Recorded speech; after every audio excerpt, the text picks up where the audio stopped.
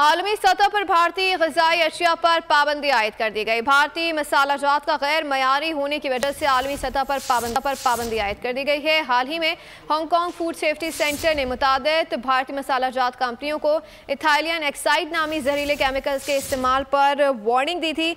इथाइलियन Exide नामी chemical पर cancer की वजूहात के बायस पाबंदी आयद है। सिंगापुर, मालदीव्स और हांगकांग ने इन भारतीय मसाला जात पर पाबंदी आयद कर दी है। गुज़िश्ता 5 सालों के दौरान यूरोपीय यूनियन फूड सिक्योरिटी अथॉरिटी ने 500 से ज़ायद भारतीय मसाला जात पर पाबंदी आयद की। सिर्फ भारतीय मसाला जात बल्कि मेवे, ड्राई फ्रूट्स और दीगर खाने पीने की अशिया भी आलमी सतह पर गैर मयारी करार। गुज़िश्ता साल 30% से ज़ायद मसाले अमरीका ने भारत को जहरीलेपन और केमिकल की मिलावट के बायस वापस भेजे। मोदी सरकार महज पैसे के लालच में भारतीय अवाम की जिंदगियां बर्बाद कर रही है। भारतीय मीडिया न सिर्फ मसाला जात बल्कि भारतीय फार्मास्यूटिकल कंपनियां गैर मयारी अद्वियात की वजह से आलमी सतह पर बदनाम हैं। सब्सक्राइब करें और बेल दबाएं ताकि कोई खबर रह न जाए।